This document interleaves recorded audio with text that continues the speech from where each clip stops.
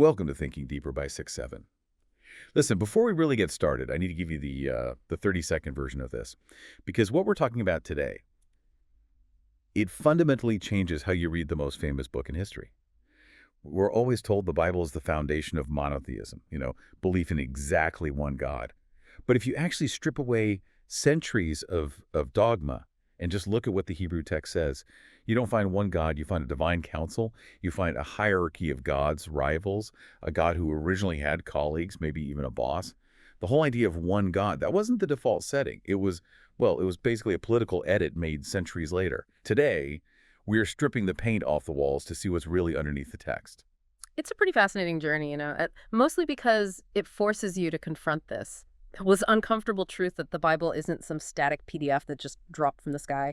It's an evolving library of human thought, and the evidence for this crowded cosmos, it's not hidden away somewhere. It's staring right at you on page 1. So let's just jump right in because I think I know where you're going. Genesis, chapter 1. We all know the big lines, right? In the beginning, let there be light. But then you get to verse 26, and the grammar just gets weird. God says, let us make man in our image, us. Our. I remember asking about this as a kid, and the answer was always the same. Oh, that's the Trinity. Right. The Father, Son, and Holy Spirit in a little team huddle before the big project. Exactly. But you're telling me that's just wrong. It's more than just wrong. It's historically impossible. I mean, scholars like Dan McClellan and others in this field are really clear on this. The doctrine of the Trinity is a theological concept that developed in the 2nd and 3rd centuries, CE. That's hundreds and hundreds of years after Genesis was written. Reading the Trinity back into Genesis is anachronistic. It's like finding the word web in a book from 1820 and assuming they're talking about the internet. Okay, that makes total sense. You can't use a solution from 200 AD to solve a puzzle from, 800 BC. So if it's not the Father, Son, and Holy Spirit, who is the U.S.? Who's God talking to? He's talking to the divine council. The Hebrew text just reflects a worldview that was, totally standard across the entire ancient Near East. You didn't have just one God. You had a celestial administration. Think of it like a royal court or a corporate boardroom. At the top, you have the high god, often called El or Ilion. Sometimes you'd have a consort, a wife, like Asherah. And below them, you'd have a second tier of deities, the sons of God, or Ben Elohim. And then below them, servant deities, messengers, what we eventually started calling angels. So when God says, let us make man, he's talking to the board of directors. Precisely. He's announcing a plan to his cabinet. He isn't talking to himself. He's talking to the Ben Elohim. That phrase, Ben Elohim, sons of God, that one pops up in some really strange places. I'm thinking of Genesis 6, which is basically the X-Files episode of the Bible. Oh, it really is. It's the passage that makes everyone just a little bit uncomfortable. Genesis 6 describes the sons of God looking down from heaven, seeing that human women were beautiful and, coming down to have children with them. And that's where the giants, the Nephilim, come from. I've heard people try to explain this away. Oh, the sons of God were just, righteous men from the line of Seth. Good guys dating bad girls, basically. That's a much later interpretation, and it's really designed to sanitize the text. But in its original context, and especially when you compare it to other myths from that part of the world, these Ben Elohim are absolutely divine beings. They are that second tier of the pantheon. They're distinct from the high god. They have their own agency and clearly their own desires. They're not robots. They're rogue agents. Okay, so we've got a boardroom of deities. But here's where it gets really, really interesting for me. We always assume Yahweh, the name for the God of the Bible, is the CEO, the guy at the top. But there's this one passage in Deuteronomy that suggests he might have started out as a middle manager. This is probably one of the most explosive passages in all of biblical scholarship. We're looking at Deuteronomy 32, verses 8 and 9. If you read this without that monotheism filter on, it completely changes the org chart of heaven. All right, let's break this down. Set the scene for us. What's happening in Deuteronomy 32? So the scene is a kind of flashback to the deep past, when the nations were being divided up. The text describes a figure called Elyon, and Elyon literally just means the Most High. And Elyon is looking at the map of the world, and he's setting up the borders for all the nations.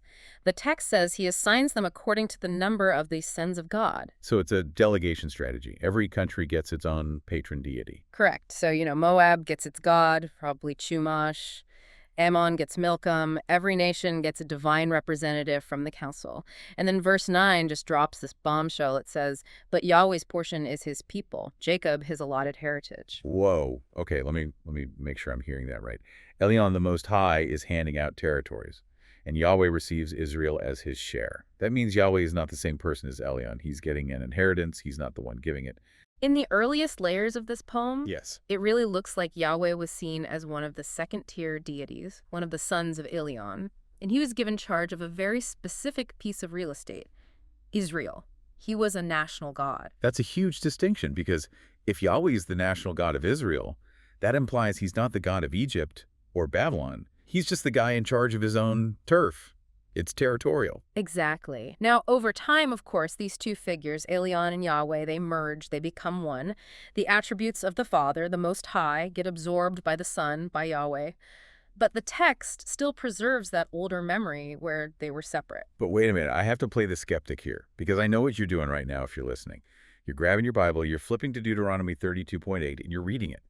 And for most people, it probably says he divided the nations according to the sons of Israel, not sons of God. And that, right there, brings us to the cover-up. I knew there had to be a conspiracy in here somewhere. What happened? Why is my text different? The standard Hebrew text that most of our Old Testaments are translated from, it's called the Masoretic text. It was finalized by Jewish scribes in the Middle Ages around the 7th to 10th century CE. And by that time, the whole idea of polytheism was completely unacceptable, heretical. So when these scribes came across a verse that said the world was divided up by the number of the gods, they were incredibly uncomfortable. So they changed it. They changed it to sons of Israel. It makes the math line up nicely. 12 tribes, 12 boundaries, and crucially, it scrubs the reference to other deities. It sanitizes the history. How do we know for sure it was an edit? Is this just scholars guessing, or is there proof? Oh, we have the smoking gun. Two of them, actually. First is the Septuagint. That's the ancient Greek translation of the Old Testament. It was written 1,000 years before the Masoretic text, and it translates that verse as angels of God. But even better than that, we found a fragment in the Dead Sea Scrolls. Which takes us back way, way earlier than medieval scribes. Exactly. And the Dead Sea Scroll fragment for this part of Deuteronomy clearly reads, Ben Elohim, sons of God.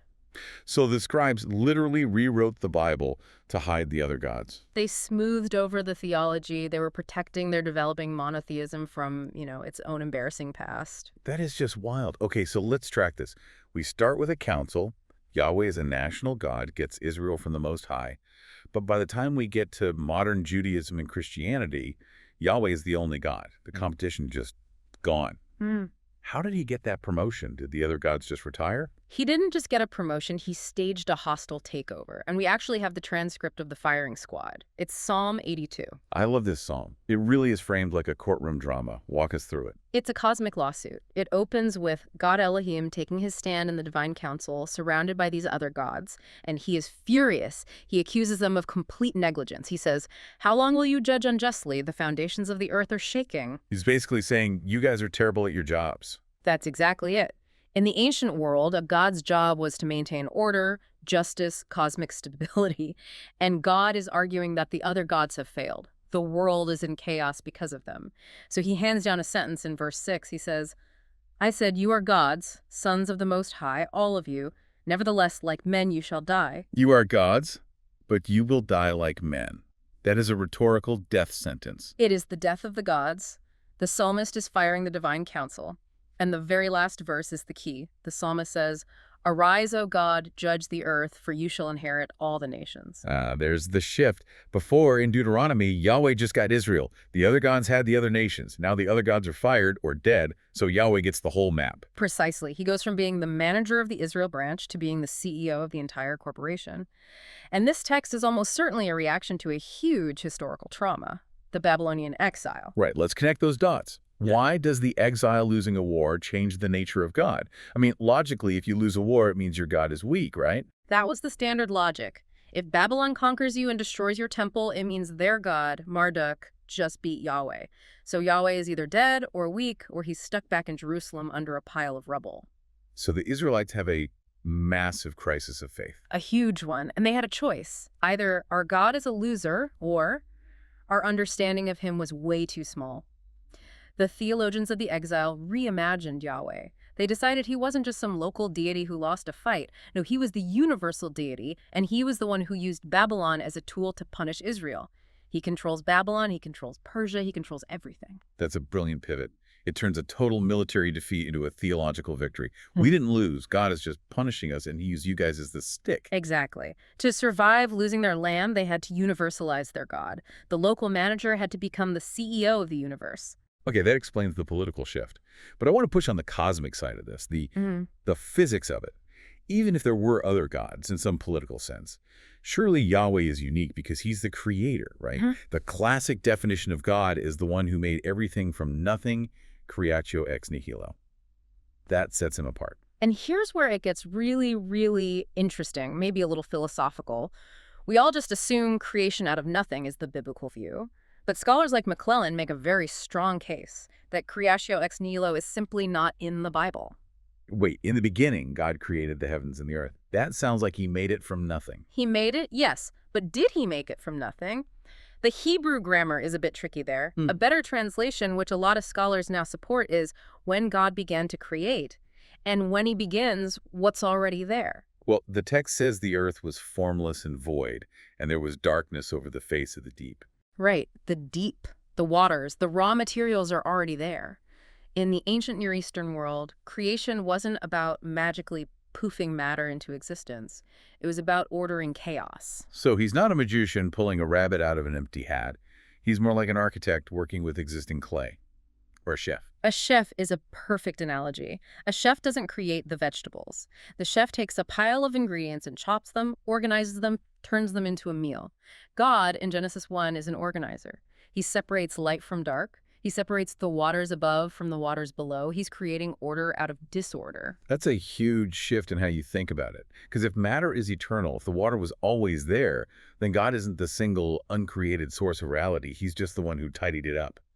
This actually sounds a bit like some modern atheistic arguments, where the universe just is and God is just a label for the laws that organize it. It definitely blurs the line. In the ancient world, the question wasn't, does God exist? It was, who can control the chaos? Chaos, represented by the sea, was the enemy. They wanted a God who could tame it.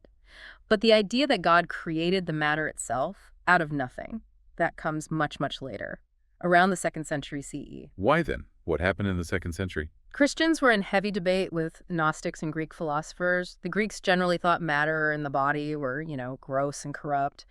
They asked, why would a perfect God create this messy physical world? So Christians had to argue that God is the absolute master of all reality, right down to the atom. They developed the doctrine of ex nihilo to win a theological fight, not because Genesis clearly taught it. It feels like every time we pull on one of these threads, the Trinity, creation from nothing, we find a later theological argument being pasted over the original text.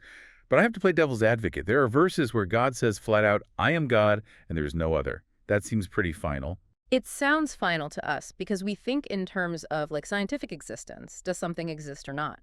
But in the ancient world, that kind of language is often what we call the rhetoric of incomparability. The rhetoric of incomparability. Break that down. Okay, think of a lover saying to their partner, you're the only woman in the world to me. Right. It's romantic, but it's not a census report. Exactly. Does that person believe no other females literally exist on the planet? Of course not. They mean no one else matters. It's about relationship, not statistics. We see the exact same language used by the city of Babylon in the book of Isaiah. Babylon boasts, I am and there is none beside me. Babylon knew other cities existed. They were just claiming to be the best. Supreme. Precisely. It's trash talk. It's a claim of supremacy. When Yahweh says there is no other, he's demanding exclusive loyalty. He's saying, don't you dare look at those other gods. It's not a claim that the other gods are, hallucinations. That makes the commandment, you shall have no other gods before me, makes so much more sense. You don't get jealous of things that don't exist. You don't forbid your spouse from dating a unicorn. You forbid them from dating the neighbor. Exactly. If the other gods were just fake, the commandment would be don't be an idiot. But instead, the commandment is don't be unfaithful. Even Paul says this in the New Testament. In 1 Corinthians, he says there are many gods and many lords. He identifies them with demons or idols, but he treats them as real entities. But then he says, yet for us, there is one God. It's a statement of allegiance. So, what does this do to the whole concept of monotheism? the word itself feels like it doesn't really fit the Bible anymore. You're right, it doesn't. Monotheism as a rigid category, the idea that only one divine being exists and all others are fake, is a modern box. The word wasn't even invented until the 17th century. We're trying to force an ancient library into a modern philosophical category. So it wasn't a switch that just flipped one day. It was a long journey. A very long one. The biblical record shows this evolution. You go from a pantheon with a high god and a consort and children to a national god, Yahweh, who fights for Israel against other gods, to a universal god who takes over all the nations after the trauma of the exile. Yeah. Then finally, centuries later, you get the philosophical one god of Aquinas and modern theology. It really humanizes the Bible, doesn't it? It stops being a rule book dropped from the sky and starts being the record of a people wrestling with their idea of God while their whole world was falling apart. And that's the real value of reading it, honestly, without the dogma. When you see the cracks in the monotheism, you see the history of the people, you see them reacting to war, to exile, to new philosophies. It turns the text from a flat list of rules into a living, breathing struggle for meaning. It's just incredible. We start with "Let us make man," and we end with "I am the only one." And the path between those 2 points is paved with politics, war, and a whole lot of editing. And a lot of whiteout fluid on the part of the scribes. Seriously. So, here's a final thought for you to chew on. If the one God concept, the very foundation of Western religion, is really a later edit, a political reaction to exile, and the original text describes a committee of deities who are people worshiping today, is it the character from Genesis 1, or a character that was developed and edited and refined over 1,000 years of human history? Does the God of modern theology actually exist in the original text, or did we write him into it? That is the ultimate question. Thanks for listening to Thinking Deeper by 6-7.